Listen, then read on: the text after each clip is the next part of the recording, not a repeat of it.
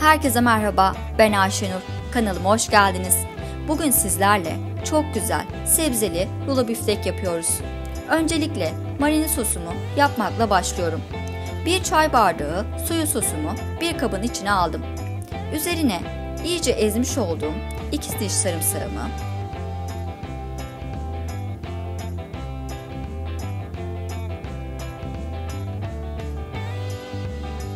rendelemiş olduğum 1 çay kaşığı zencefilimi, 1 limonun suyunu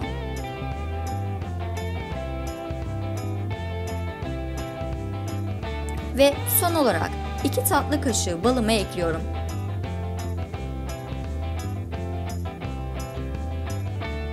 Hepsini birlikte karıştırıyorum.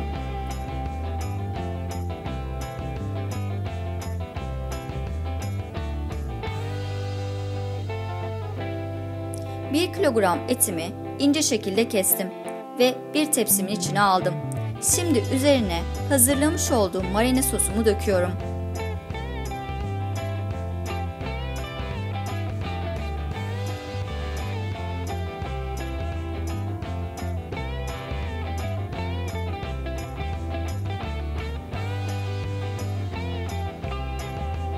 Etlerimin diğer tarafına gelebilmesi için etlerimi çeviriyorum.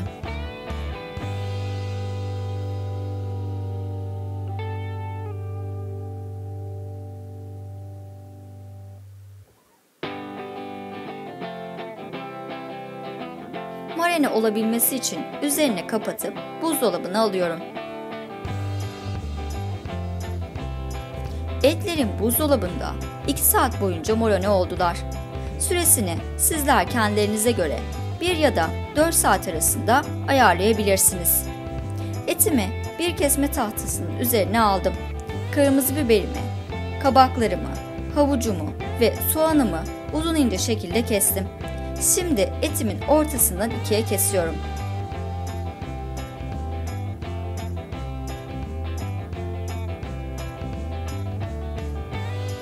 Sırasıyla sebzelerimden 2'şer 3'er tane etimin üzerine yerleştiriyorum.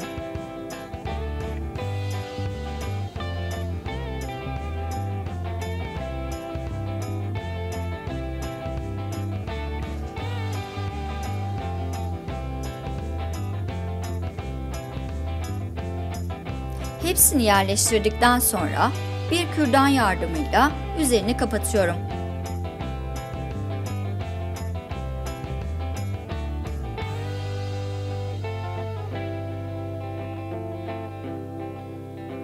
Bütün etlerime aynı işlemi uyguluyorum.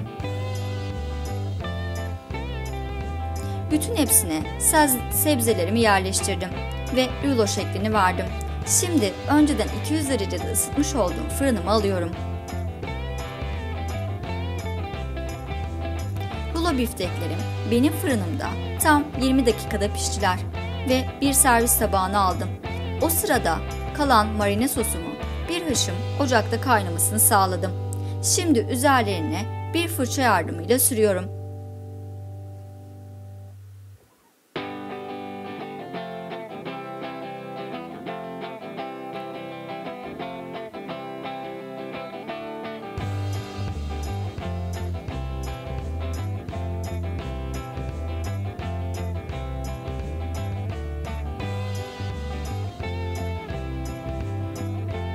Son olarak üzerine bir miktar susam serpiyorum.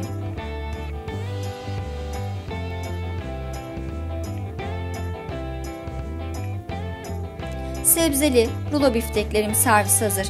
Gerçekten çok şık bir tarif. Yaptığımız marine sosu eti bambaşka boyutlara götürerek şahane bir tat vermiş. Mutlaka denemelisiniz. Eğer denerseniz yorumlarınızı bekliyorum. Kanalıma abone olup videolarımı beğenirseniz çok mutlu olurum. Bambaşka tariflerde görüşmek dileğiyle. Hoşça kalın.